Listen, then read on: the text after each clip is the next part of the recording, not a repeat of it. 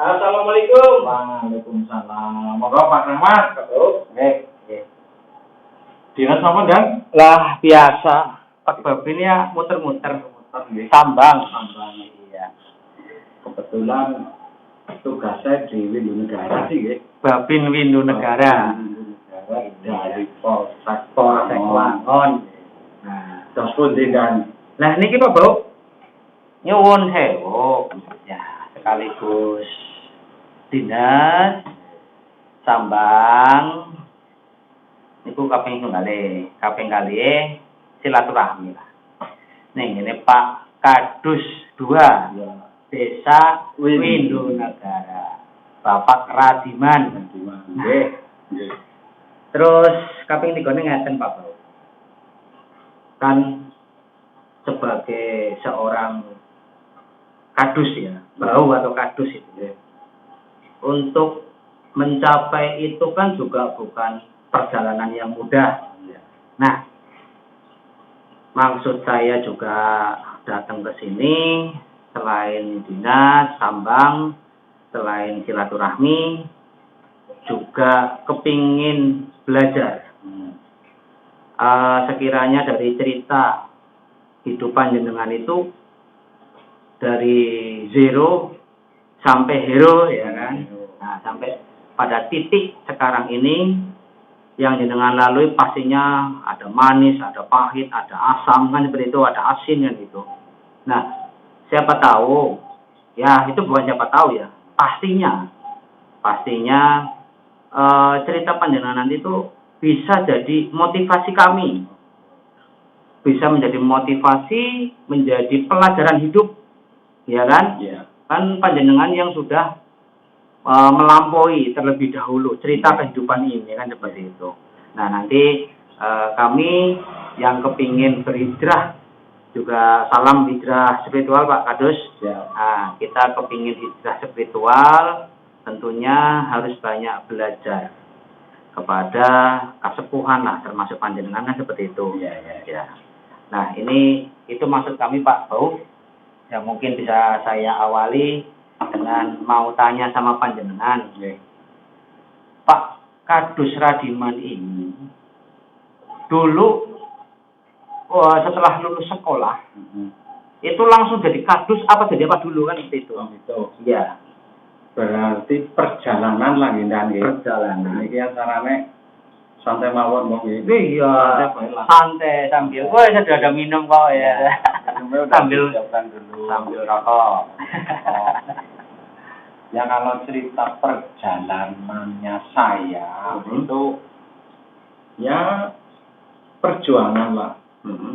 Utama saya kembali ke keadaan ekonomi orang tua dan pada saat itu orang tua saya seorang petani penderes itu putranya 9 dan Putranya 9 lah. Terakhir yang bontot itu lulus tahun 2000 di STM Bunda Satria. Kebetulan orang tua saya itu ada semangat untuk merubah kehidupan anak-anaknya, semangat untuk menyekolahkan anaknya sampai dengan SLTA semua. Padahal yang daerah ya tani dan ya. Dan kebetulan saya nomor 5. Jadi tengah-tengah lah ya. Cara wong Jawa gue mikul kan ngopot dan ya tengah-tengah sih ya. Tengah-tengah. Ke depan 4, ke belakang 4. Saya lulus SMA tahun 89. Lulus SMA tahun 89. 89 kesana kemari ada di bangunan. Ya begitulah. Orang kerja itu susah. Oh, awal SMA, awal sekolah, apa lulus sekolah? Itu kerja di bangunan dulu. Kerja di bangunan. Oh, apa nguli gitu ya? Ya, nguli. Jadi tukang aduk, tukang besi itu sempat. Oh, sempat kerja di bangunan. Nah, terus? Nah di situ ya di proyek kan panas seperti itu, Ya, ya panas hujan itu ya. Ya bertahan di situ, tapi ya sampai merasakan saya sampai menangis, Hmm. banget panasnya. Hmm. Akhirnya pulang. Hmm. Ya melihat orang bekerja seperti itu kan kepenak, kenyataannya ya orang kepenak, penuh perjuangan di situ. Ya. Nah terus lagi ngelamar di Astra jadi catering. Oh, nah itu Itu pernah jenengan di bangunan berapa tahun? di bangunan ya ada 8 bulanan ya. 8 bulan. Lah lulus SMA berarti tahun 89. 89. Setengah tahunnya di bangunan. Itu di mana itu? Di Cikarang. Oh, merantau juga. Bukan lokal ya. Waduh. Ya. Cikarang kan. Ya sampai 6 bulan. Oh, lah ya, 6-8 bulan. Pulang melamar pekerjaan, kebetulan ada di Astra itu. Tapi di cateringnya. Oh, di Astra itu cateringnya, bagian catering.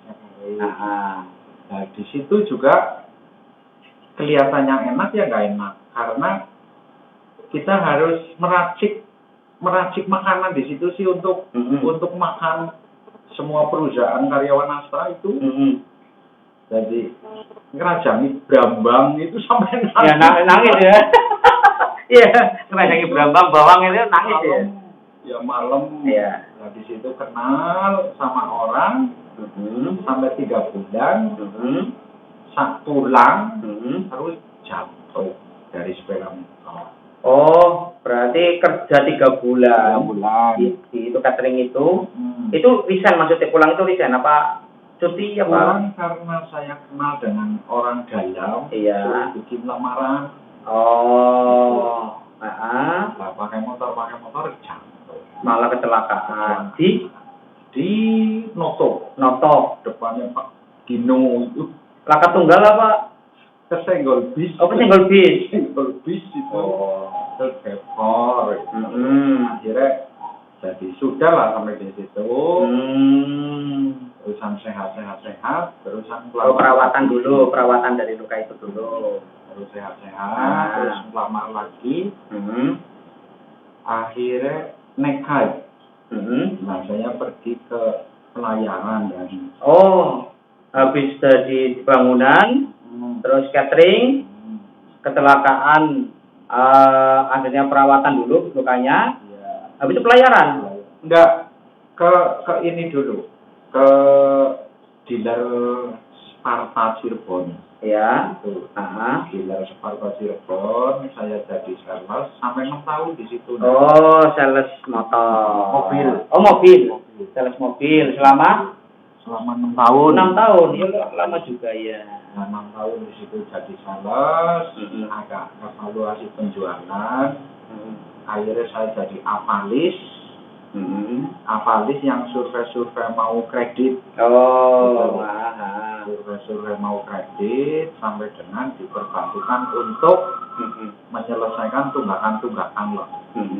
Karena yang narik itu tunggakan kalau udah jatuh tempo mobil ditarik itu sampai dengan itu 6 tahun itu dan di Sparta Cirebon. Kalau di Purwokerto kan dulu showroomnya di depan gudang garam itu. Showroomnya Jakarta. Nah sekarang kayaknya di Karangkucung itu kan masih ada. Oh sekarang, kemungkinan ada di sana ya. Itu sekarang lah habis itu kan 98 tuh. 98 ya. 98 itu. Nah terus saya pergi pelayanan lokal. Pelayanan apa itu? Ya troll. Troll itu apa? Troll itu pukat harimau lah. Oh pukat harimau dulu masih dipakai ya? Iya itu pukat harimau. Kalau bilang orang kapal kan troll bilangnya. Secara umumnya kan pukat harimau. Iya, sekarang pukat harimau itu kapal Korea. Itu 8 bulan. Kapal Korea? Di Ambon. Maksudnya? Yang lamarnya kan di Jakarta. Iya. Kantornya. Iya. Diterima saya dikirim ke Ambon. Ya di sana. Di pelabuhan Ambon Malaysia itu. Kok bisa ke pelayaran? Apa ada yang nawari apa? Ya cari informasi kan, orang bekerja di kapal itu begini dan Oh ya, apa ada yang awali dulu? ya enggak ya enggak. Oh enggak, cuma tanya-tanya gimana gitu. Ya, teman yang seangkatan sekolah SMA tapi kan sudah berlayar. Informasi dari itu. Saya yang lamar, bikin paspornya juga di Cilacap. 8 bulan, tapi lokal. Ya, itu ya sampai ke Laut Arafura, barang di situ. Berlayarnya ke sana. Mabok laut lah. Orang baru kerja. Tapi itu. mau ya dari Widonegara melamar kantor di Jakarta, ternyata tempatnya di Ambon itu ya. Mau ya. Ya karena pengen kerja yang sesuai lah harapan niatnya. Nggak tahunya ya kayak gitu. Kayak gitu gimana? Orang kerja di mana-mana ya cuma penglihatan saja, kelihatannya kepenak. Padahal di situ ya tetap perlu kesemangatan dan keuletan. Nyatanya di situ saya kurang betah lagi. Taunya kan enak itu ya. Ya orang tuh sawang sinawang udah biasa. Wah, itu masih berlanjut dan masih berlanjut.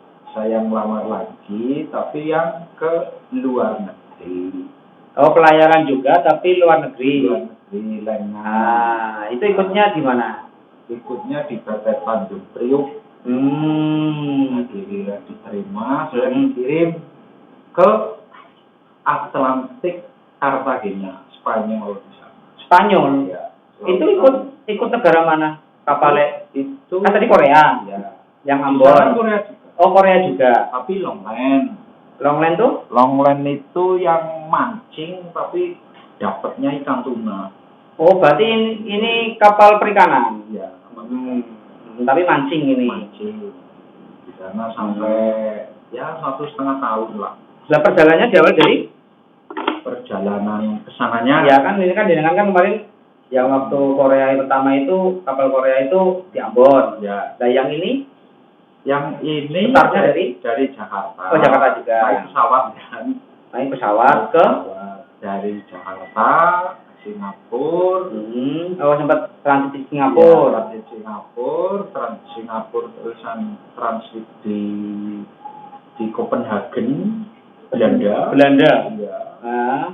Dari Belanda langsung ke Madrid, Spanyol. Nah itu baru ke negara bagiannya tuh Cartagena. Oh. Berarti yuk mampir ke beberapa negara yuk. Ya, yuk pengalaman itu transit apa ada pengalaman yang lainnya? Di mana? Waktu transit Singapura itu di situ cuma transit apa ada apa lagi? Ya transit lah berapa jam. Turun di bandara lihat nanti berapa jam. Ya sampai itu dari Jakarta Soekarno-Hatta Singapura terus ke Copenhagen terusan ke Madrid, Madrid baru ke Cartagena. Itu berarti setelah 98. Ya kan jangan kan dari 98 itu terus ke pelayaran itu kan. Itu di sana 1,5 tahun. Tapi ikut kapal Korea tapi yang longline itu 1,5 tahun. Itu ya jangan di laut? Di lautnya 9 bulan. 9 bulan. Ngapain di situ, Pak? Ya di situ mancing. Pakainya? Mancing tapi yang pakai mesin semua. Dapatnya ikan kan paling kecil yang 50 kilo. Paling kecil? 50 kilo. Itu pakai ship paling istirahatnya 4 jam. Istirahatnya 4 jam dari? Ya dari 12 jam itu. 12 jam atau 24 jam? 12 jam. 12 jam, istirahat 4 jam. 24 jam. Lah iya. Oh, berarti 24 jam. Ya. Berarti bekerjanya 20 jam. Ya, luar biasa. Bekerjanya 20 jam. Wah, iya. Dan 3 bulan kan harus dapat 1.000 ton lah. 3 bulannya. 3 bulan sekali kan bongkar, kan bongkar merapat di tengah laut. Ya. Targetnya 1.000 ton. satu palka itu. Satu palka dan bawah sendiri. Dan itu target? Target 3 bulan harus. Berapa orang pada satu tim? Satu tim 16. 16. Luar biasa ya. Berarti ada 2 shift. 16 sama yang lain-lain lah. Iya. Ya kira-kira ada 40-an orang satu kapal. Tapi di Longmen itu. Dan pada saat itu kalau ikan tuna yang 1 kintal pada tahun itu bisa dapat mobil Kijang Super 2. Zaman itu harganya. Iya, pada saat itu. Iya. Itu kan dulu sini juga Nasmoko kan di Cilacap. Iya. Itu Kijang Super dari ikan tuna yang 1 kintal pada saat itu bisa untuk beli Kijang Super 2. Padahal kan 1 kintal berarti 1 kilo. 1 kilo. Iya kan? Jepang. Iya. Kirimnya ke Jepang. Harganya 2 mobil Kijang. 2 mobil Kijang. Pada saat itu. Tahun itulah. Iya. Berarti sekira berapa ya? Mahal banget ikan tuna dan sampai sekarang kan masih untuk makanan yang baik di sana. Iya. Jadi gizinya mentah, jadi stamina-nya itu biasa juga makan gitu. Oh. Juga makan. Jenengan juga merasakan ya di saat kalau yang sekarang itu kan sashimi itu. Berarti jenengan merasakan pada saat itu dikonsumsi mentah ya, memang kerasa di badannya. Kalau sama dimasak pasti beda. Malah condongnya itu ke mentah. Oh. Kan makannya sama cuka. Apa nggak amis apa Pak? Nggak amis. Amisnya hilang dari cuka itu sih. Rasanya gimana? Rasanya itu apa ya? Cara Jawanya itu buket banget. Buket, enak berarti. Kan biasanya kalau kita nggak biasa kan jelek. Gurih. Rasanya itu ikan tuna itu. Terus selama 1,5 tahun. 1,5 tahun. Sisanya itu kan kapal itu ngedok di pelabuhan. Yang ngedok di pelabuhan itu kan muter-muter lah sampai ke Argentina 1 bulan, sampai di Maroko 2 bulan, hanya di pelabuhan untuk ngecek kapal. Itu dengan 1,5 tahun ya. Jadi yang di tengah laut itu 9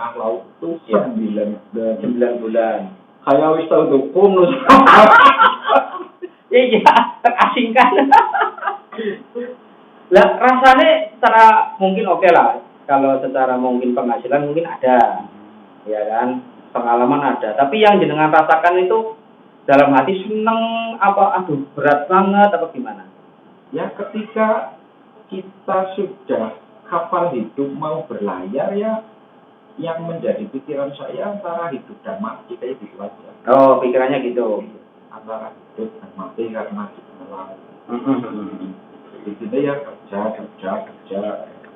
Tapi ya sudah terbiasa ya enak aja itu. Enak-enak aja ya. Jadi nggak kayak pas lagi kayak jadi buruh bangunan. Ya. Kan panas, rasanya nggak karu-karuan. Itu tinggal kalau kita pintar bahasanya ya enak sekali sebenarnya. Maksudnya bahasa Spanyol sana? Ya pakainya bahasa Korea. Oh pakainya bahasa Korea. Oh ya itu kan kapal Korea. Kalau kita sudah komunikasi bahasanya udah tahu ya sudah enak.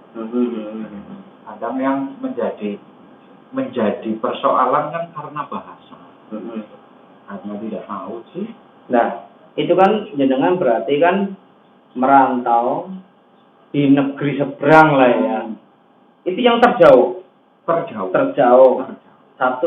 tahun. Lah waktu itu ya nyuwun sewu nih, imbang nggak sama pendapatan panjenengan? Ya kalau pendapatannya lebih. Oh lebih malah ya. Berapa kali lipat. Gitu dari yang biasanya. Ya, memang kalau mau kaya ya di situ, mau miskin ya di situ. Tinggal kita kontraknya. Kalau kita sesuai kontrak ya. Cara bahasanya wong modele dari segi ya. Karena memang pendapatannya luar biasa ya. Lah, itu memang jenengan kontrak 1,5 tahun apa 1,5 tahun jenengan resign apa gimana? kontrak 2 tahun. Kontraknya 2 tahun. Kontrak 2 tahun. Karena perusahaan itu musim ikan tunanya bulannya itu ya sudah. Berlayar kemarin kan tidak dapat kan. Oh, berarti nggak selalu ada ya? Nggak selalu ada, dari pakai musim. Nah, itu belum habis kontrak berarti? Belum. Nah, terus? Ya, akhirnya kita pulang. Walaupun kontraknya kurang tengah tahun. Ya, pulang dengan gaji segitu, transport perusahaan. Masih bisa punya celengan ya? Ya, alhamdulillah. Alhamdulillah ya. Ya, waktu itu kan berarti jenengan masih bujang gitu ya? Masih bujang lah. Setelah dari pelayaran 1,5 tahun, ya, jenengan kan punya celengan seperti itu. Pulang berarti habis itu. Habis itu gimana? Habis dari pelayaran 1,5 tahun itu? Ya, kembali ke keluarga. Karena kami itu sifatnya cara pancing-pancingan dalam ekonomi keluarga. Kami pulang, ada duit. Ya maaf, ini kembali ke dalam. Adik saya masih pada sekolah, langsung bayaran kontrak kita besok. Untuk membiayai adik. Termasuk saudara yang sudah berumah tangga, misal anak tangga ini, jadi sampai lunas ya paling perjalanannya kayak gitu. Untuk membantu keluarga lah ya. Dan itu dari kakak saya ke adik-adiknya seperti itu semua. Memang didikannya seperti itu, saling bantu-membantu itu kan bagus. Nah, setelah itu jenengan pulang, sempat nganggur berarti ini? Ya sempat nganggur, akhirnya kan di kampung. Di kampung ya ikut-ikut kegiatan di desa lah. Oh, mulai aktif kegiatan di desa, tapi jenengan belum kerja waktu itu, masih nganggur ya?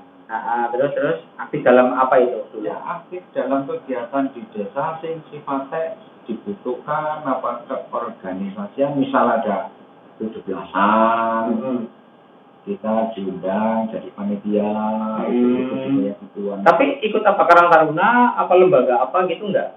Ya di situ termasuknya Karang Taruna. Karang Taruna. Ya, sepak bola, ya ketulasan, ya apalah. Mesti saya itu pasti terpanggil, dipanggil, terpanggil gitu. Ya seperti itu. Nah, jenengan kan aktif nih di desa gitu kan. Nah, itu selama berapa bulan panjenengan atau berapa tahun?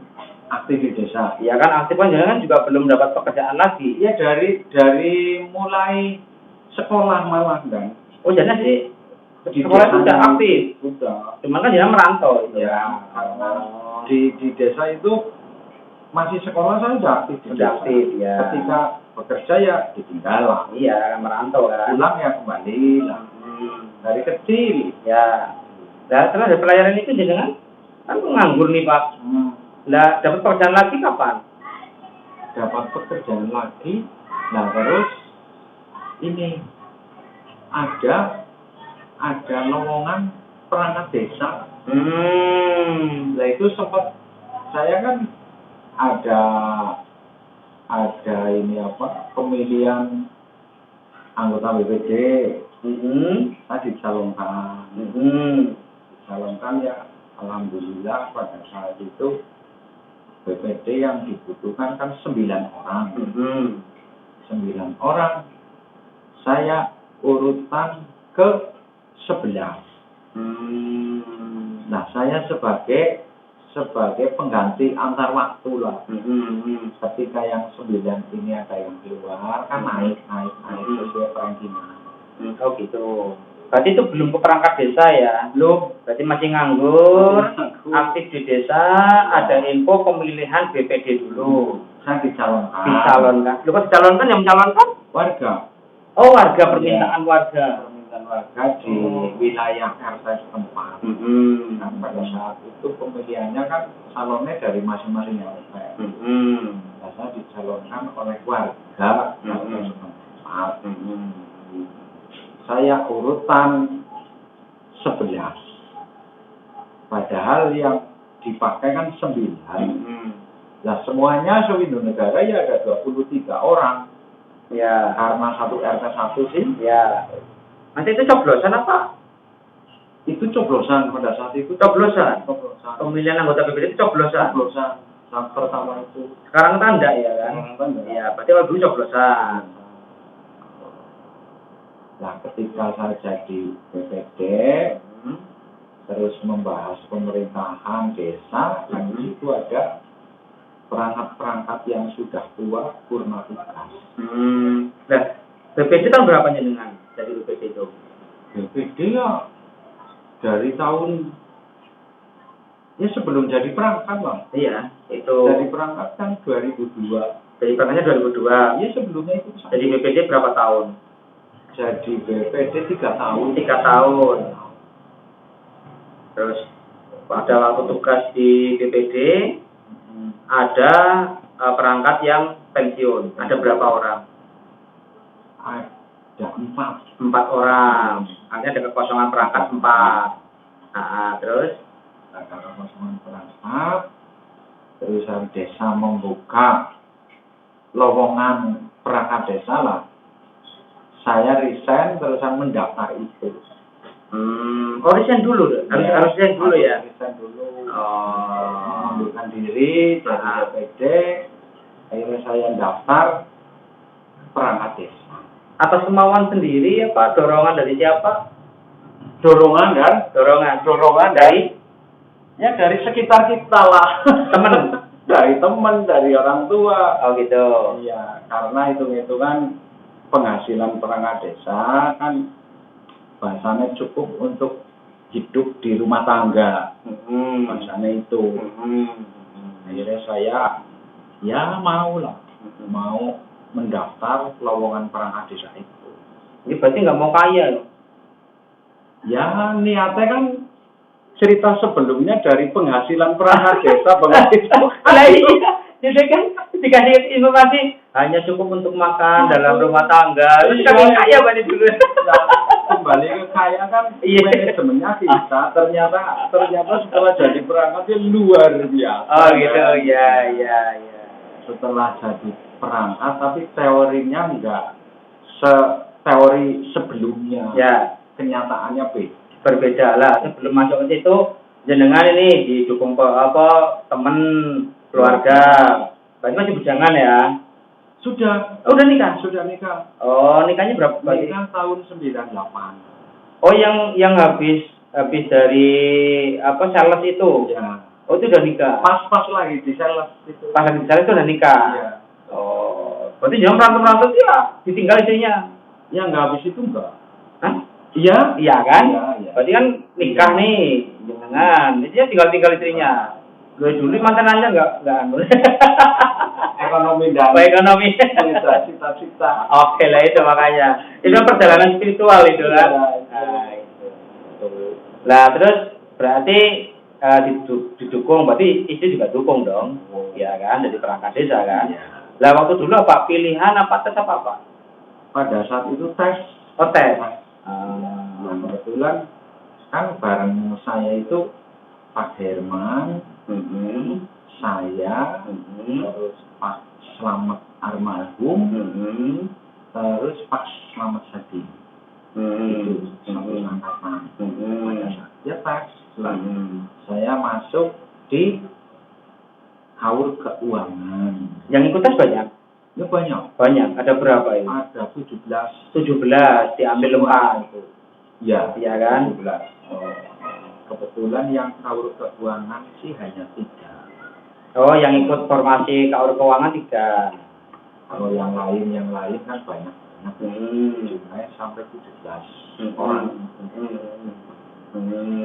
Tahun 2002 saya tes, diterima dengan nilai, intinya saya dilantik menjadi perangkat desa Kaur Keuangan. Pada saat kadesnya Pak siapa itu? Kadesnya Pak Sutarman. Pak Sutarman kadesnya ya. Pak Sutarman saya mengalami 4 tahun. 4 tahun ya. Dulu 8 tahun apa ya? 8 tahun ya. Berarti setengah periode ya. Saya mengalami 4 tahun. Tahun 2002. jadi perangkat desa KAUR keuangan. KAUR keuangan. Kan kalau dulu juga belum ada dana desa ya. Belum. Berarti sumber dana dari mana itu dulu? Sumber dananya dari ya bunyinya tetap ADD, ADD. tapi kan kisaran pada saat cuma 7 juta kan. Tahun ya. Tahun 7 juta. Untuk bangun desa ya. 7 juta. Iya. Nggak ada uangnya lain. Iya. Udah. Jenengan berarti jadi KAUR keuangan berapa tahun?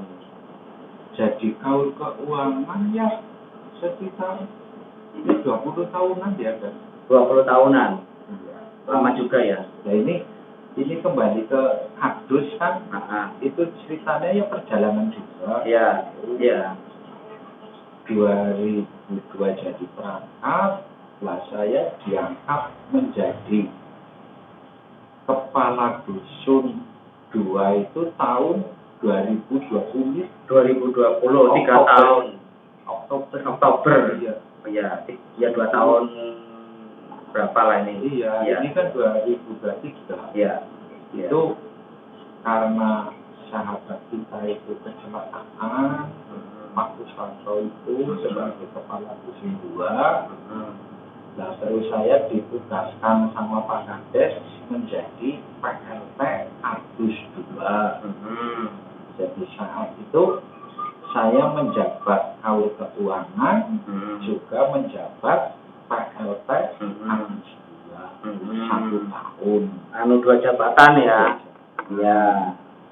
Nah, karena mungkin dianggapnya saya bisa bekerja melaksanakan tugas-tugas kewilayahan, mungkin.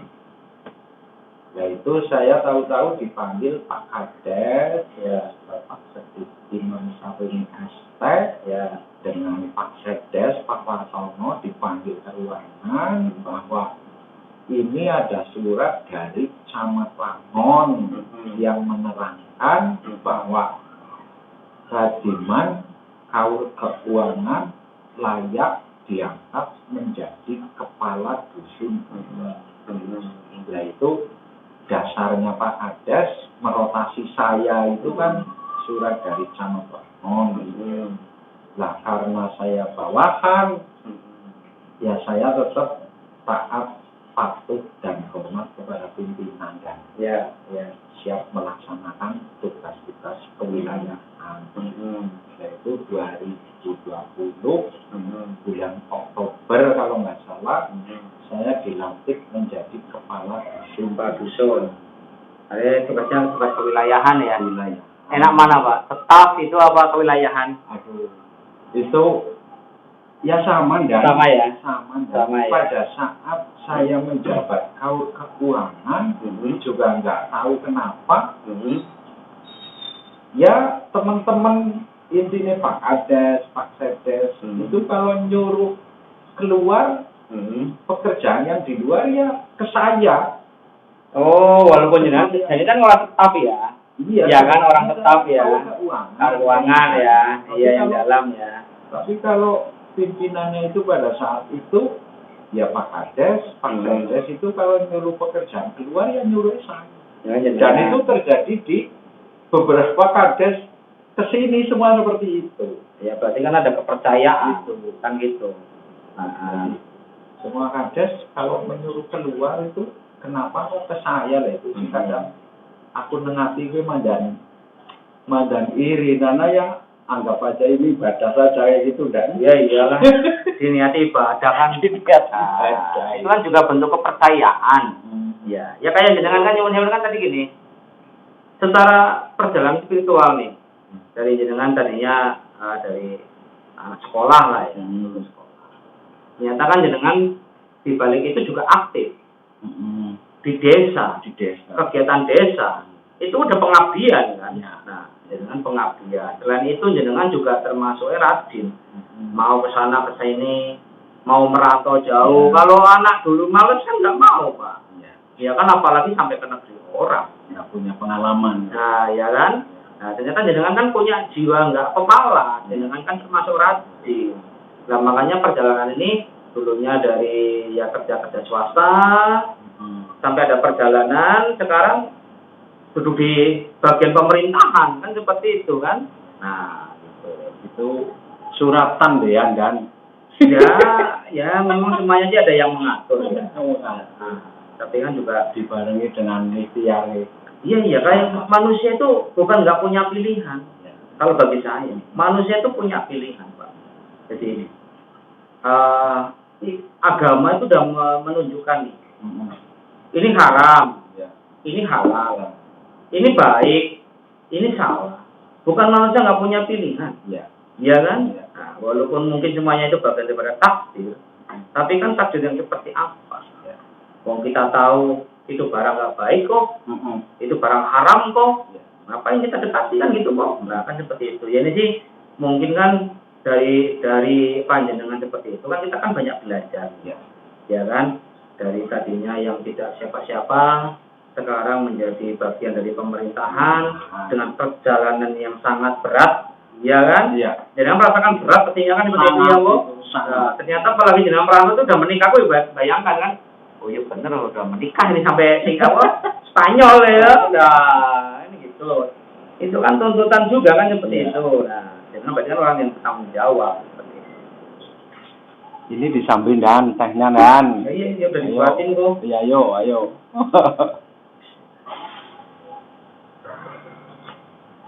Itu perjalanan sing ya kesimpulannya ya orang hidup itu harus mengutamakan bahasa syukur itu ya benar-benar harus ada.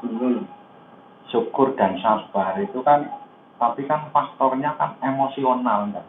Iya. Dan bahasa-bahasa seperti itu ya orang itu semua sudah tahu. Makanya kan saya kalau ngomong karo orang dengan orang itu kan saya sifatnya mengingatkan. Barangkali lupa, bukan menggurui karena mereka pasti sudah tahu, tinggal mengingatkan, mengerem mau jelas sudah tahu sih. Iya. Kalau bagi kami kan ya apalagi ya kami dari kepolisian ya, tentunya ada kita menegakkan hukum ya, kan gitu. Nah, sebelum hukum ditegakkan pun juga kami mengingatkan dulu, nggak sekaligus wah gini enggak, kita ingatkan dulu. Jadi Mas jangan gitu dan sebagainya kan, apalagi seperti seorang babin kan di desa kan. Jadi bukan mau ngajari bukan apa, kalau mengingatkan kan bagus. Mengingatkan. Karena anggapannya saya kan mereka juga sudah tahu sih dan ya tapi kenapa sih mau melanggar hal-hal yang kurang baik? Berarti kan ada apa lah? Nuraninya kepriwe kan nggak pakai helm tahu salah, tapi ya nekat lah itu yang dimaksud itu ya. Minum miras salah, tapi ya nekat juga. Apalagi sampai ke narkoba gitu kan, kan amit-amit juga kan. Nah itu kadang yang menjadi saya bingung secara pribadi dan saya dituakan di kewilayahan kan sifatnya saya melaksanakan tugas-tugas kedinasan dan tugas-tugas kedinasan yang kewilayahan itu jangan sampai kita abaikan. Kalau kunjungan orang mau ngomong apa sih ya terserah lah, itu sudah menjadi perjalanan. Pernah ada pengalaman? Gimana? Digunjing orang ngatnya digunjing gitu. Ya orang namanya orang kan banyak yang tidak senang dan oh gitu. Ya istilahnya apa lambu. Resiko. Diingatkan malah dia galak gitu ya. Ya itu sifatnya ya jadi mengurangi dosa-dosa saya. Apa dosa yang berkurang? Ya paling tidak kan menebarkan kebaikan kan gak ada yang salah kan gitu. Tapi ya itu kembalinya yang diingatkan itu seperti apa ya kan. Tapi ya lebih terlalu lagi udah diingatkan malah ngata-ngatain. Malah ngata-ngatain. Itu kan kadang maunya orang gimana apa sengaja membuat jadi malu apa gimana saya juga kurang tahu nuraninya. Makanya kan mentono kembali lagi kan faktor bahasa syukur dan sabar itu memang harus ditanamkan, cuman mudah diucapkan tapi kan perlakuannya itu sangat berat. Lah jenengan mendapati hal seperti itu sejak jadi bau apa jadi perangkat seperti itu, kartu keuangan sebelumnya udah merasakan seperti itu apa? Ya, dalam perjalanan menjadi perangkat kan. Oh gitu. Karena saya itu banyak berinteraksi dengan masyarakat yang secara langsung, akhirnya kan saya jadi tahu, oh manusia itu seperti ini. Nah, ujar saya lagi kadang, saya harus bisa menjadi banyak orang. Jangan orang itu dicetak menjadi saya. Tapi kan niatnya saya juga diarahkan ke hal yang lebih baik. Masalah yang mengkono juga dia jadi kesana-sana menurut buku ini. Saya membaca buku itu riset dan ya saya membaca buku riset ini ilmuwan Jepang ya, ilmuwan Jepang. Yang namanya manusia itu 90% pradugannya itu sudah jelas. Nah misal praduga orang kan 100% itu diriset dengan penelitian ilmuwan Jepang. Itu 90% praduganya sudah jelas. Ya. Jadi yang 10% baik. Ya. Nah karena saya sudah membaca buku itu, akhirnya kan saya dibalik merubah riset itu. Ya. Baiknya kita yang banyak, jeleknya yang sedikit. Ya. Nah itu kan kadang bertolak belakang dengan masyarakat yang secara umum. Ya. Nah, misal contoh bahasa jelek ini, Pak Rahmat punya sepeda motor baru. Ya. Nah, ini masyarakat kan komen ya, tetangganya. Pak Rahmat motornya baru, loh paling utang. Lah itu yang termasuk ya. 90%. Ya, benar itu. Kenapa orang nggak bilang syukur, alhamdulillah, ya. Nanti saya jadi ada apa-apa bisa nunut, nggak ya. Kayak gitu. Cenderung kayak orang kan. Ya. Yang 90% itu lah paling utang. Ya. Itu risetnya seperti itu. Beli motor. Itu. Ya hanya sekedar motor ya. Biasa itu. Ya benar. Jadi saya dengar itu. Ada si A ngomong, alah motor utang. Ya. Oh nyicili dari Mumete itu. Masa Allah. Ya wis beli. Aku benar jadi Mbak. Saya nggak apa-apa itu. Ada lagi yang komen. Oh iya polisi kan nganggo motor BB. Pakai motor BB katanya. Masya Allah, ya apa lah gitu. Tapi yang juga saya itu kadang lucu ya. Orang-orang yang berkomen-komen seperti itu, saya kan alhamdulillah beli motor ya sambil syukuran, sambil selamatan. Orang Jawa ya. Nah, waktu itu memang kayak kita bikin bubur apa itu? Bubur abang putih gitu ya. Nah, bubur abang putih gitu toh. Itu buat syukuran sama selamatan. Nah, orang-orang yang ngomong tadi sengaja juga saya kasih nggak apa-apa. Dia diterima. Diterima gitu kan. Ya tapi alhamdulillah kita juga niatnya baik gitu kan. Tapi lucu juga. Ya seperti itulah. Iya. Manusia jadi. Nah itu kembali lagi di cara bahasanya sabar dan syukur kita tanamkan dan utamakan kan untuk menepis hal-hal seperti itu agar kita dengarkan ya nanti kapan kita majunya. Dan itu kan sebenarnya ya kembali lagi gunjingan orang kan untuk mendewasakan kita. Nah itu gunjingan orang itu untuk mendewasakan perubahan ke yang lebih baik. Ya. Saya positif saja enggak? Ya wong kayak jenengan atau kita lah ya. Kadus, babin. Kita kan ya suka mengingatkan orang gitu ya. Sing syukur, Mas, sing sabar kan gitu kan. Nah, kita diuji. Jadi bukan hanya ngomong doang, ya kan.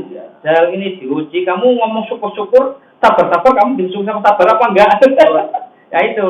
Akhirnya merubah mindset ya. beratnya kan di situ. Nah, dirubah mindset bahwa hal-hal yang diutarakan jelek tadi ya, mindset saya tak ubah sudut pandangnya ke hal yang positif.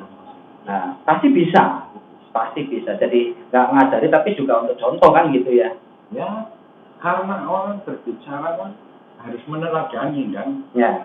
Harus meneladani. Orang jargoni gitu ya. Orang meneladani kan akhirnya kan dari ketemu bahasa jargoni. Iya. Kan kalau tidak meneladani, ngomong itu kan ngomong. Iya. Nah, kalau tidak mau meneladani, ya diem. Nggak usah kemari. Iya. Daripada ngomong orang nyontoni, ya suka menang, Mas, ada emosian ya kan? Malah emosi. baunya apa emosian dia wek. Kan anu wagu lah. Makanya kan dengan bahasa-bahasa yang tidak menyakitkan hati di telinga kan banyak. Ya. Bahasa tidak suka yang tidak menyakitkan kan banyak. Ya. Apa memang harus dengan bahasa seperti itu? Ya. Kan banyak. Tinggal nongkono kan kita adu etika saja lah. Kalau memang dia melakukan, kita menyampaikan dengan etika yang bagus, orang itu juga punya rasa. Ya itu. Jadi pada intinya sih memang dalam hal penyampaian. Jadi kita kan sudah diajarkan kelemah lembutan. Iya. Walaupun mungkin sebagai aparat negara itu juga dibutuhkan ketegasan. Ya. Tapi kan nggak langsung apa-apa tegas. Nah, gitu kan. Siapa tahu dengan kelembutan kita kasih arahan sama warga itu. Alhamdulillah manut karena dengan kelembutan tadi kan. Nah, gitu kan. Tinggal bagaimana cara menyampaikan. Ada pengalaman menyampaikan sesuatu kepada orang yang sama.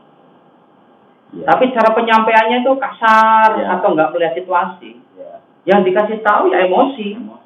Gitu. Nah, dengan bahasa tugas yang sama Yunda. Padahal tugas juga. Tugas yang sama. Misal dikasih masukan dengan orang yang lain itu mau. Kenapa dikasih masukan dengan orang yang beda lagi tidak mau? Iya. Tapi dengan bahasa yang sama, tugas yang sama. Iya.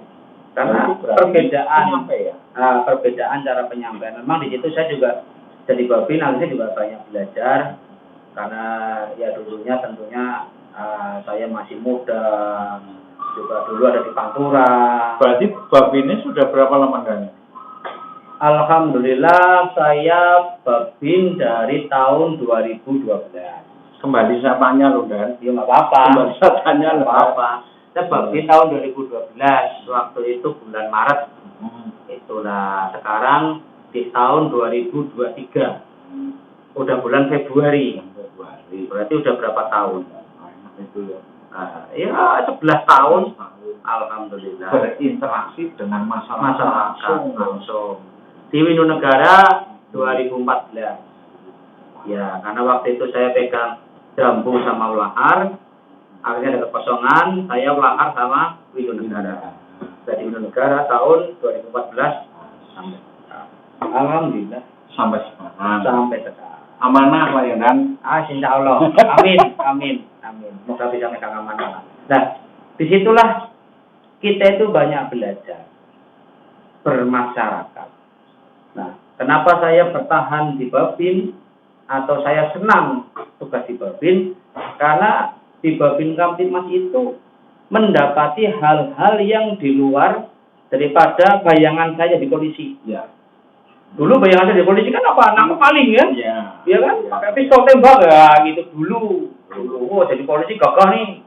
Gitu kan? Nah, nangkapi penjahat. Penjahat saya penjarakan.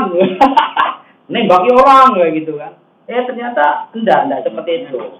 Enggak. Jadi begitu di Babin bermasyarakat, ya memang suatu ketika butuh adanya ketegasan. Itu. Tapi kan memang ada tindakan tegas yang terukur.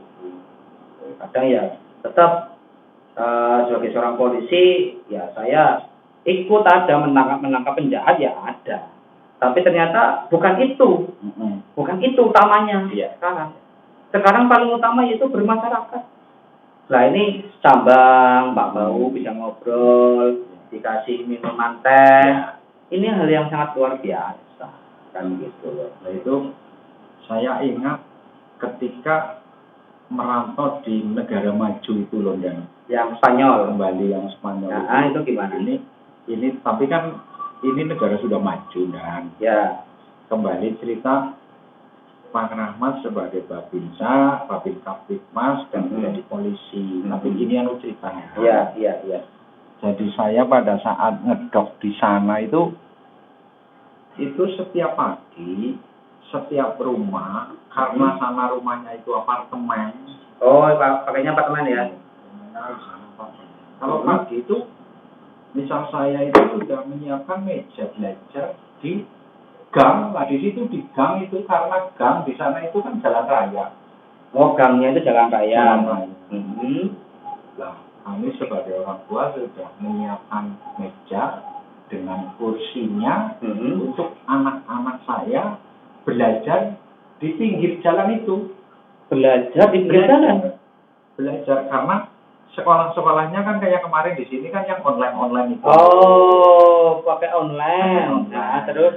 Nah, terus saya itu melihat terus dan ketemu terus. Kalau pagi, ini ceritanya. Iya. Saya malah kan nggak tahu sana-sana, saya juga malah nggak tahu. Kalau pagi itu seorang polisi jalan, itu anak-anak itu dekat sekali itu dengan Pak Polisi. Kalau ada Pak Polisi jalan, menyambangi itu anak-anak, mengajari anak belajar, itu ya jadi dekat lah. Ada yang hormat, ada yang dikasih duit jajan lah itu kepada anak-anak. Sehingga sana itu masyarakatnya, anak-anaknya itu bukan takut sama polisi, tapi malah mana Pak Polisi, Pak Polisi. Saya dikasih pelajaran, saya sulit ini, soal ini kan kayak gitu. Dan itu saya tahu sendiri. Beda ya. Itu kan negara maju kan. Kalau sini enggak. Saya nggak ada ide. Lagi Ya, itu. jalan ya. Ada anak kecil nangis gitu loh. Ya. Aja nangis. Anak Pak Polisi, gua tembak. Saya tuh jadi kepinginnya jangan gitu. Nah, itu kan budaya. Dan nanti anak-anak itu jadi takut sama polisi gitu loh. Budaya. Itu. Nah itu dari sana itu kembali pagi-pagi sudah pada di pinggir jalan, meja dengan buku pelajarannya. Pak Polisi datang jalan kaki, di situ ada langsung berdiri hormat, terusan minta diajarin ini, ngajarin, pokoknya ada anak-anak. Yuk, berarti sana menerapkan pendidikan secara pembelajaran online itu udah dari dulu. Ya sana kan negara maju. Nah, iya udah dari dulu berarti ya. Oh, makanya saya kan, Indonesia nggak seperti ini. Memang benar pada saat itu saya nggak mau pulang, betah sekali di sana. Oh, jajannya betah di sana. Betah sekali. Di Spanyol itu. Di Spanyol, saya sampai duduk-duduk di Taman Kerajaan John Carlos. Berarti kan depan istana. Iya. Saya duduk di situ. Ya. Bermain di situ karena di situ taman. Kalau dibilang turis dari Indonesia, padahal lalu kulit. Bukan turis ya, karena bekerja. Dibilang turis dari Indonesia. Iya. Padahal APK lagi main di jarak. Oh gitu. Itu asramanya sana berarti, mes apa mes gitu ya? Iya. Yang jenengan bikin terkesan tuh gimana kok? Kepingin apa yang mendasari jenengan kok kepingin nggak kepingin pulang gitu loh? Jadi kesannya apa jenengan ya? Kesannya itu demokrasi ini benar-benar demokrasi dan jadi menghargai orangnya juga benar-benar menghargai sama. Malah benar-benar menghargai gitu. Benar-benar menghargai. Jadi bebas, tapi ya bebas, nggak bebas sih, arogansi kan bukan. Ya. Mereka malah orang-orang Spanyol itu menghargai yang orang lain gitu. Misal kayak gini, sana kan tidak ada pos polisi. Oh, sana nggak ada pos polisi? Nggak ada. Terus? Ketika saya mau nyebrang jalan, ya, baru di trotoar aja itu, ya, itu mobil sudah berhenti. Oh, gitu. Ada orang mau nyebrang tuh, dia berhenti sendiri? Mobil udah berhenti. Kasih kesempatan saya lewat nyebrang jalan. Oh. Itu. Nah, misal lampu merah nggak ada posnya itu, ya mungkin sekarang CCTV lah mungkin. Ya. Tapi orang itu yang sudah menabrak lampu merah jalan terus, Ya. itu deranya jalan langsung ke pos. Saya habis melanggar traffic light di sana. Oh. Si pengemudi. Nah, berarti dia sadar gitu ya? Iya, itu. Oh. Sadarnya sampai segitu. Kalau di sini kan udah tahu pakai helm, nggak pakai helm ya. Udah tahu itu merah, Terobos. ya. Karena enggak. Kita mau nyebrang jalan, masih di trotoar, mobilnya udah berhenti. Masih jalan dulu orang nyebrang. Berarti toleransi kesadarannya itu tinggi ya? Oh. Nah, itu yang harus kita butuhkan gitu kan? Tapi ini kan negara maju sama kan. Ya. Di sini kan berkembang. Ya walaupun maksudnya kan itu kan itu tadi. Mungkin kan kalau orang sudah tahu berhijrah secara spiritual. Spiritual kan dari dalam, Pak. Iya. Dan hijrah spiritual ini kita nggak ke masalah agama, enggak. Jadi kita ya itu kayak kepingin sadar lah. Ya. Sadar, oh bahwa kita hidup itu ada hukum agama, hukum pemerintahan, hukum adat. Nah kita harus pertama tahu, setelah tahu ya menjaga. Jangan melanggar itu, gitu loh. Jadi yang kita hijrahkan itu bukan jubahnya, bukan pakaian dan sebagainya, tapi memang dari hati nurani. Hati itu kan kalau bagi kami kita ada 4, Pak. Ada jasad, ada ruh. Nah itu nanti ada sukma, ada jiwa. Ya. Kalau bagi kami gitu ya, kita sih nggak mengajari, tapi kan itu ini bukan garansi tapi keyakinan. Nah, jasad sudah jelas, ruh juga jelas kan itu kan, itu semuanya dikasih sama Allah Subhanahu Wa Taala. Nah, yang menaungi itu ada yang namanya sukma. Kalau bagi kita itu sukma itu hati nurani, Pak. Orang harus punya hati nurani, nggak cuma punya hati tok, harus punya hati nurani. Karena kalau hati nurani itu juga nanti berpengaruh dengan orang lain. Nah, pikiran kita yang dipenuhi nafsu, nah, itu hubungannya ke jiwa.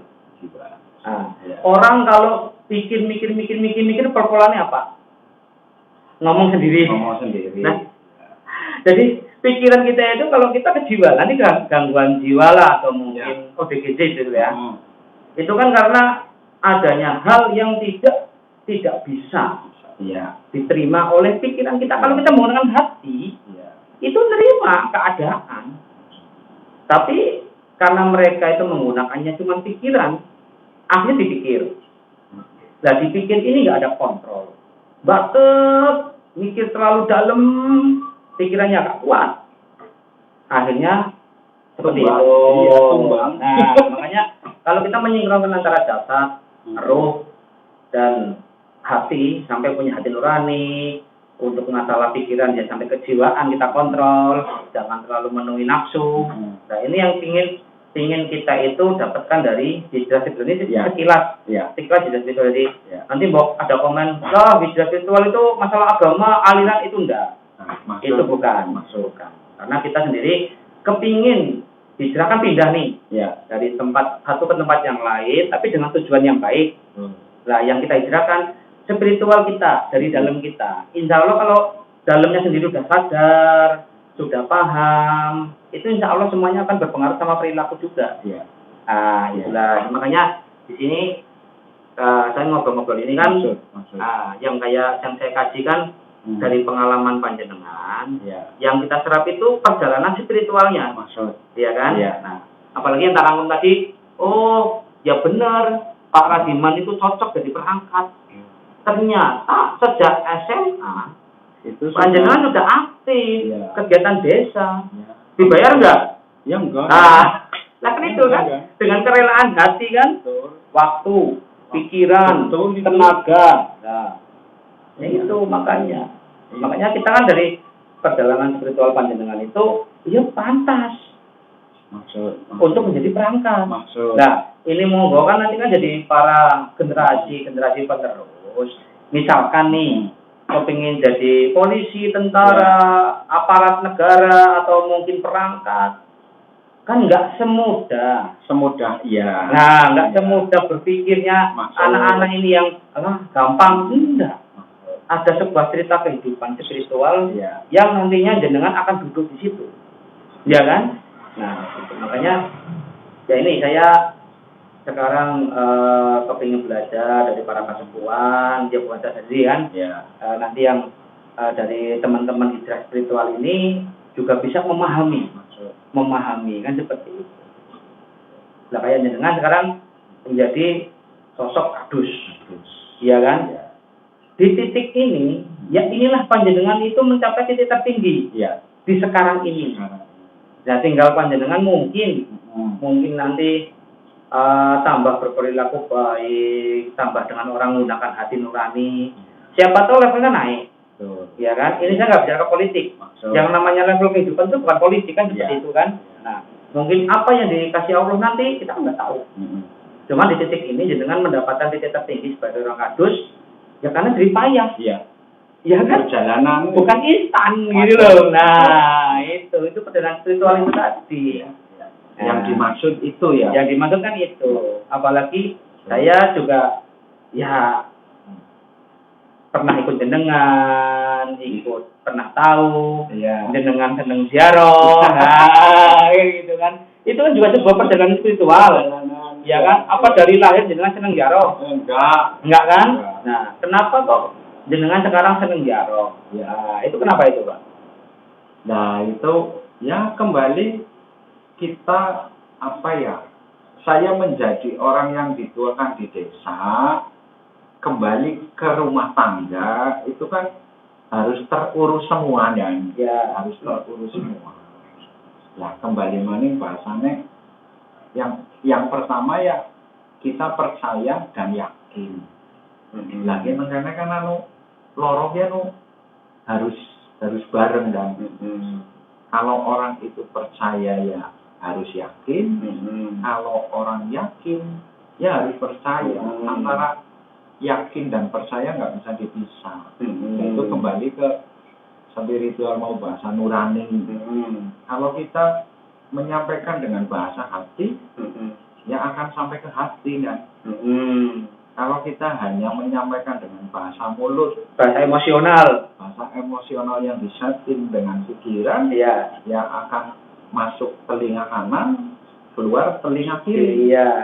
Makanya kan cara bahasanya orang tua kan kalau hatinya menjadi panglima, insya Allah banyak selamatnya. Tapi kalau otak yang menjadi pikiran itu otak yang menjadi jenderal akan banyak tumbangnya. Nah itu kan bahasa orang tua kan aneh-aneh kan seperti itu. Jadi ya mestinya yakin dan percaya antara hati dengan pikiran kan harus disatukan. Hati dengan pikiran disatukan, kita menyampaikannya ya bahasa hati. Lah kadang niatnya orang kan yang tahu kan sendiri.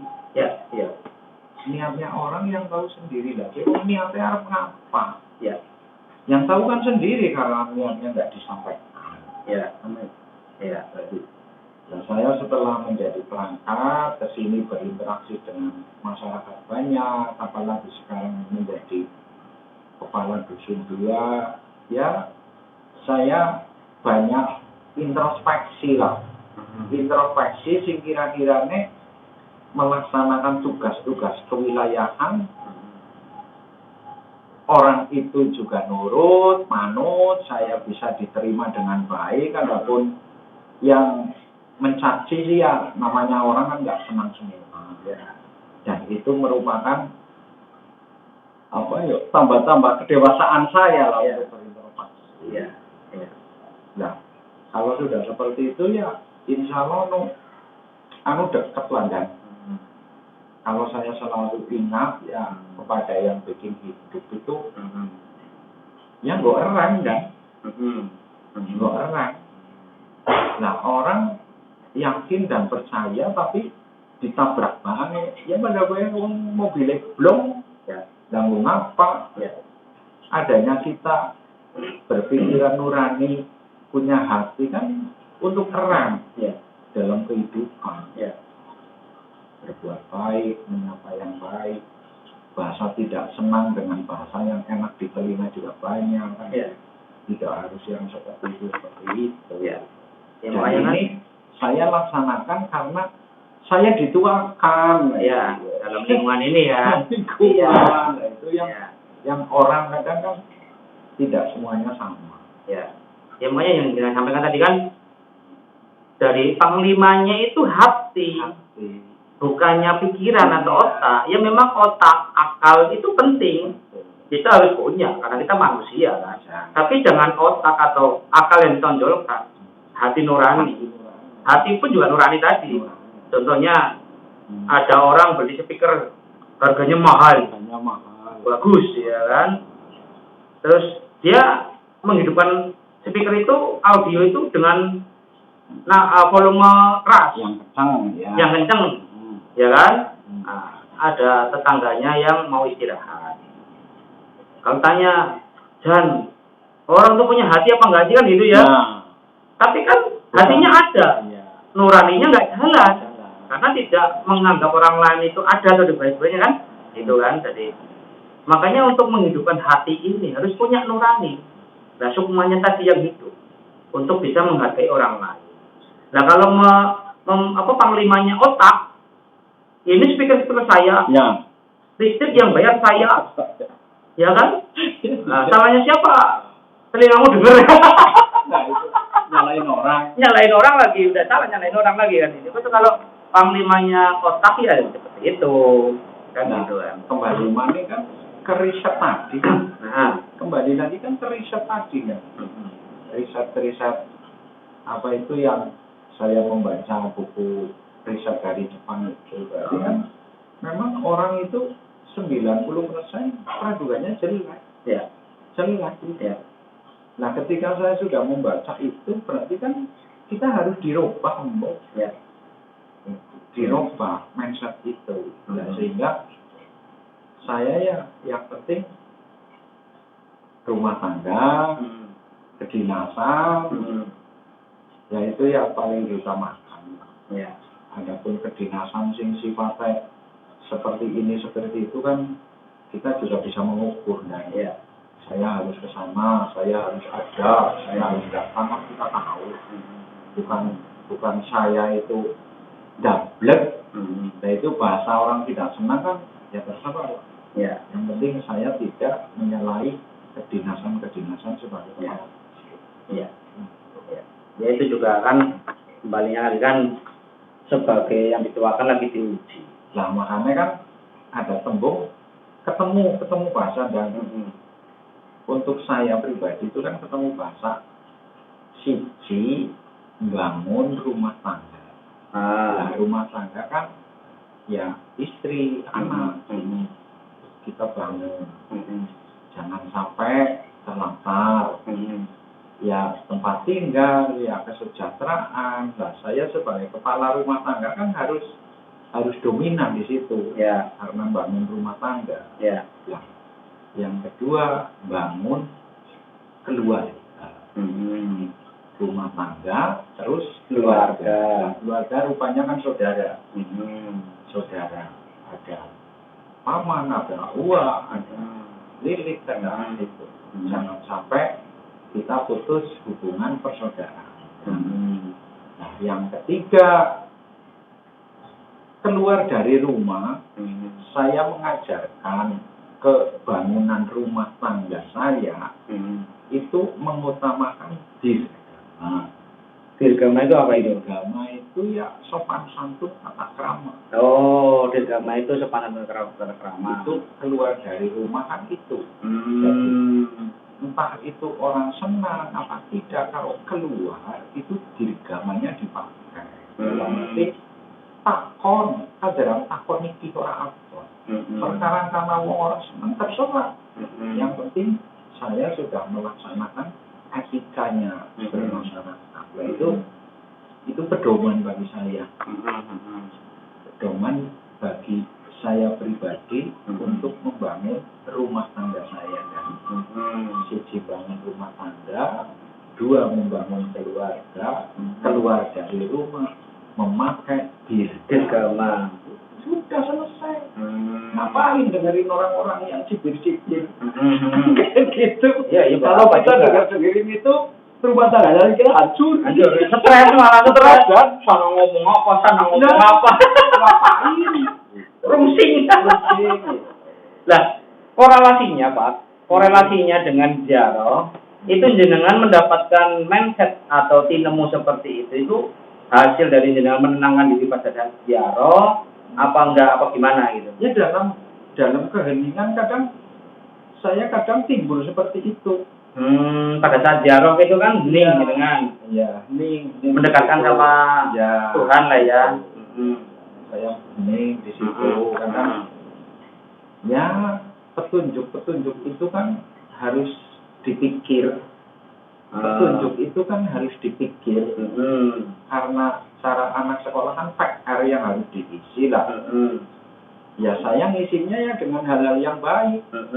Anggar mengisi dengan hal yang keburukan kan nggak usah dikasih petunjuk kan kayak gitu dan karena yang gitu. Nah, pendekatannya kan kesana lah. Jadi kembali moning itu bahasanya kalau yakin ya harus percaya harus yakin. Ya. Itu ke siapa saja dan itu apapun. Ya. Ya maksudnya ziarah di sana jenengan kan berarti kan ke makam ya. Makam juga orang yang pernah berjasa ya berjasa buat ya lingkungan ya nusa dan bangsa kan seperti itu ya. Tapi yang jenengan tujukan ke ziarah itu jenengan tujuannya apa ziarah itu? Ya tujuan saya ziarah itu kan ya berkirim doa. Mendoakan kepada yang sudah para pendukung, mendoakan. Mendoakan karena orang yang sudah meninggal kan harapannya kan yang bisa mendoakan kan orang yang masih hidup. Yang masih hidup, ya. Itu kan. Ya, jadi ada 3 yang tidak bisa dihapus di situ kan. Ya. Ada ilmu yang bermanfaat, ada amal jariah, ya. Dan satunya lagi doa anak soleh. Iya. Doa anak soleh. Nah, ya. Itu. Ya. Nah orang yang sudah meninggal kan sudah. Iya. Putus amalannya putus. Nah kalau bukan kita yang masih hidup yang mendoakan beliau kan siapa lagi? Ya. Nah itu saya kembali ke keluarga saya lah. Ya. Dari awal kembali ke depan, saya anaknya orang yang nggak punya. Ya. Bapak saya ya tani, menyekolahkan saya. Nah, akhirnya saya jadi ingat terus seperti itu. Ambil wong Jawa ini jadi apa baiknya itu dalam kitab. Ya. Dalam kitab dalam arti latar belakang. Latar belakang ya. Dengan saya kan anaknya itulah. Ya. Kenapa? Ya. Ya. Tapi alhamdulillah Bapak Edu apa sekarang dengan jadi ya pemerintahan dari doa orang tua juga ya itu pasti apalagi ibu itu pasti doa orang tua juga.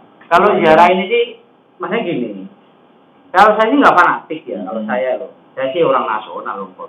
Cuman kan saya sempat mendengar itu kan tapi teman bukan anggota ya teman bermain lah nongkrong gitu lah. Yang satunya seneng ziarah, satunya tidak seneng ziarah.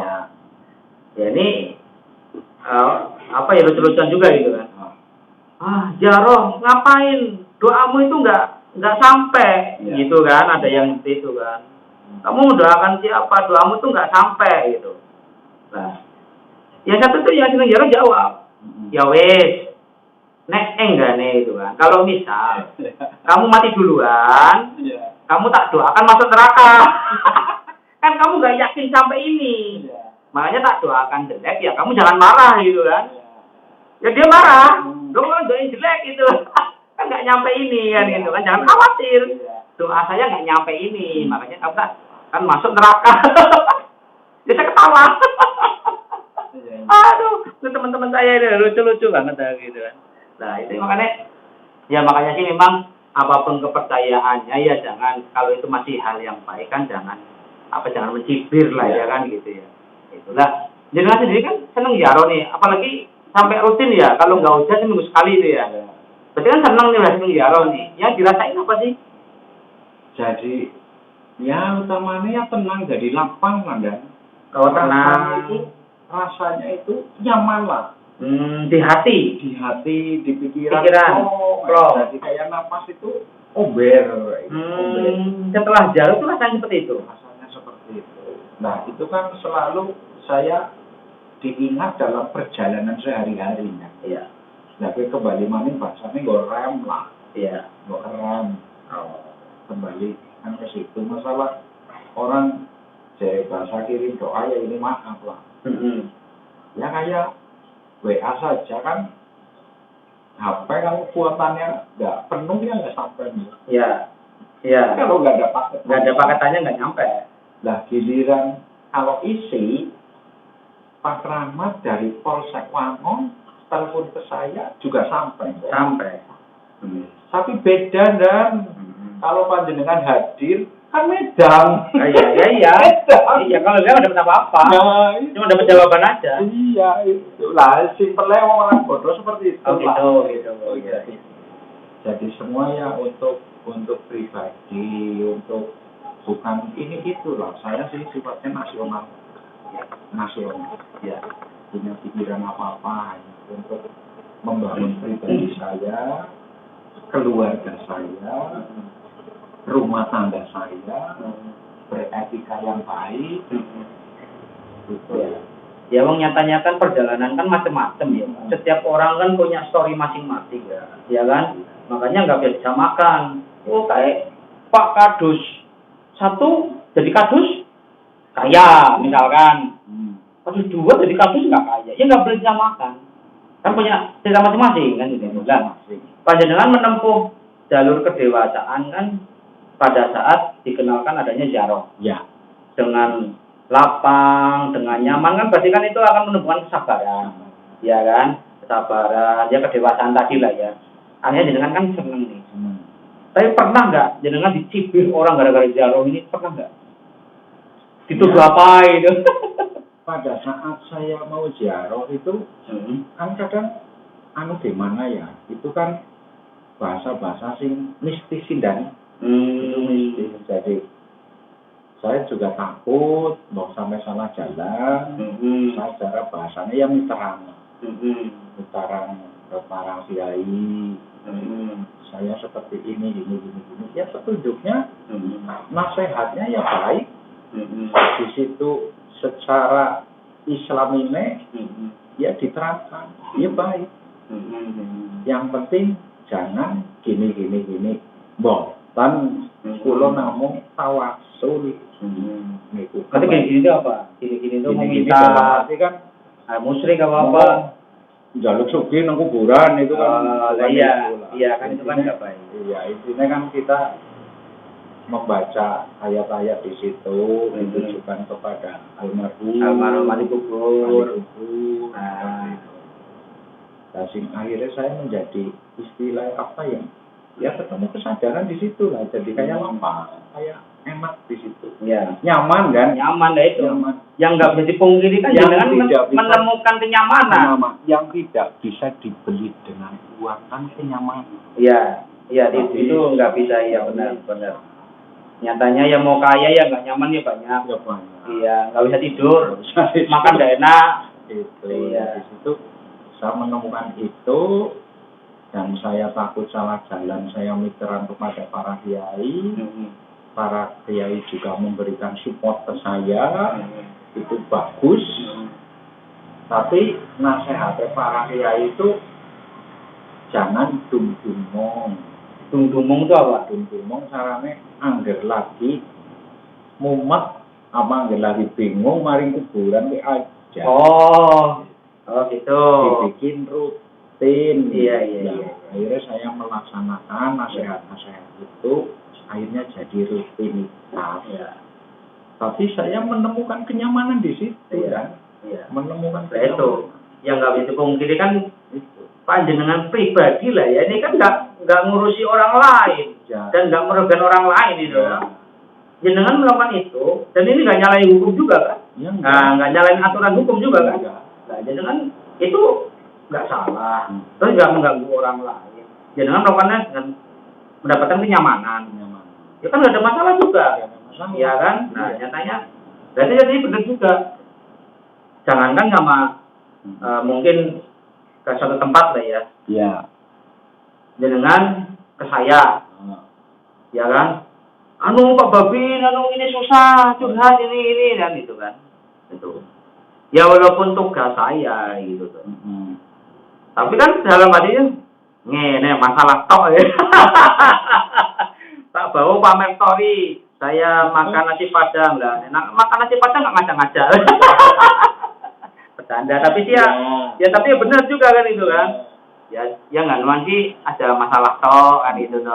Nah, yang namanya hubungan hablum minanas ya sama temen sama anu kan.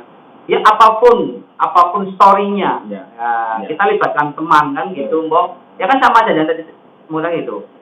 Adalah itu kan dawuh kiai ya. Ada lagi susah.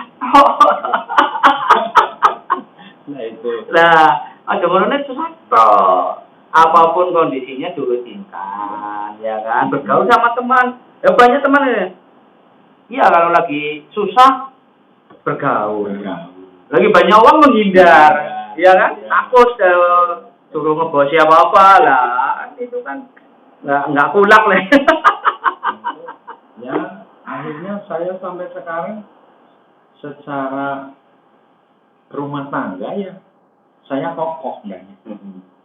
Saya kokoh dan secara rumah tangga dan secara keluarga. Jadi siapa sih ngarani nyong ora ada duit itu orang andel. Saya biasa saja. Punya duit, nggak punya duit, biasa saja. Padahal sawang nawang ya. Ya. Taunya orang Pak Bau itu banyak uangnya ya. Padahal ada kalanya. Ya. Benar. Nah itu Ya itu sih itu roda kan, kehidupan. nah itu kan Di atas di bawah ya ya kan itu juga istilah anu regulasi ini kan. Iya perputaran. Wong sing orang andel padahal nyong lagi ora duit tapi wong orang andel. Orang andel ngeteni dhuwur bae. Nah itu kan karma terbentuk. Karma terbentuk dari itu. Dan saya yakin suatu saat ya roda berputar sih gimana dan. Oh iya berarti penilaian orang lain panjenengan selalu di atas. Karena jenengan merasakan kenyamanan. Nggak kayak lagi kesusahan kan gitu Mbok, walaupun lagi susah. Betul. Ya kan? Betul. Lagi susah jenengan misalkan jaro gitu ya. Jenengan nyaman, bawaannya santai. Ya orang nggak akan percaya. Betul. Kan gitu. Walaupun jenengan mau cerita sampai berbusa. Dan itu saya buat rem setiap hari. Itu. Buat rem setiap hari. Makanya orang saya bilang susah, nggak pada percaya. Padahal saya sedang susah. Nah itu terbentuknya kan seperti itu. Iya, dengan kenyamanan tadi, dengan ketenangan tadi menghadapi masalah. Berarti kan makom jenengan kan tinggi nih. Iya kan? Istilahnya tingkat derajat daripada wibawa panjenengan kan tinggi. Dengan nyaman, dengan tenang tadi kan. Nah, ya bener orang tuh akhirnya nggak percaya. Orang di duit kok, orang melihatkan romansing pusing, terus menang bayang ngalamun kan, kan nggak kayak gitu, makanya orang nggak. Itu rata-rata kan seperti itu. Iya, kan nggak punya uang ya, apa sih gue? Duit nih. Saya biasa aja. Nah itu kan berarti makomnya kan masih rendah nih, karena tingkat kenyamanan dan ketenangannya dia belum dapat. Itu. Ya seperti itulah. Iya. Hijrah spiritual. Nah itu makanya. Pembentukan jati diri. Ya. Memang yang kita harapkan seperti itu. Jadi adanya hijrah spiritual ini, oke lah, nggak usah ribet. Iya. Jadi kalau mau menghijrahkan badan kan ribet kan, pakai songkok, pakai jubah, pakai sorban dan sebagainya, atau mungkin pakai apalah yang biar kelihatan wah atau wibawa gitu kan. Ternyata wibawa itu didapat ya dari misalkan dengan dengan kenyamanan, ketenangan, pendewasaan, ya kan? Nah, yang buat itu kan cara kan dari hatinya ya. Ya. Bukan dari akalnya, tapi dari hati. Nah, kembali mana ke sana sedikit. Yang namanya hidayah kan tidak harus ke orang yang seperti itu. Malah ada orang yang tak diduga. Nah, orang yang tak diduga, kenyataannya orang itu sangat terima, sangat sabar, sangat. Nah, itu kadang-kadang orang mengabaikan itu. Padahal justru orang itu yang penting. Nah, itu kan hidayah kan seperti itu. Ya. Berarti kan di situ dilihat dari sisi hatinya. Ya, keikhlasan, kesabaran, kesyukuran kan di situ. Ya, makanya panglimanya itu hati. Bukan, ya kan? Bukan otot, bukan otak, tapi hati kan. Kalau otaknya yang menjadi panglima tumbang. Iya, makanya. Nanti apa yang dia lakukan ya menurut nafsu saja. Lah itu makanya. Ya makanya dengan sampai sekarang pun masih melaksanakan ziarah itu ya. Ya, alhamdulillah. Ya, kalau cuacanya mendukung pasti ziarah.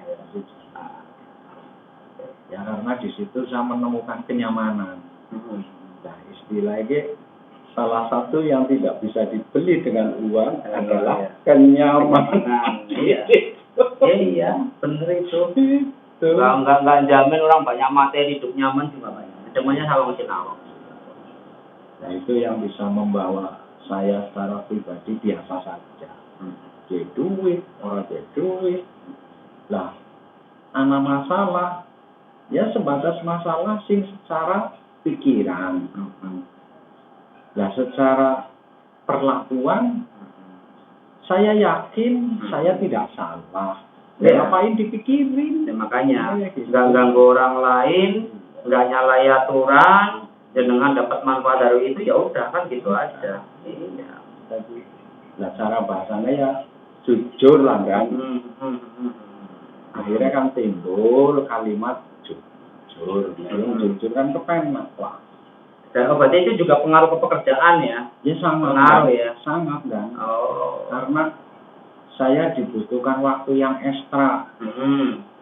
Ya nyong kesel lah sih kudu maringana dan itu harus saya syukuri. Yang orang kan mededeng lah. Kesel. Terbawa emosi ya? Terbawa emosi. Iya. Nah, kembali maning saya mau menolong orang. Menolong orang kan dapat pahala. Tapi yang menolong gue rela ikhlas.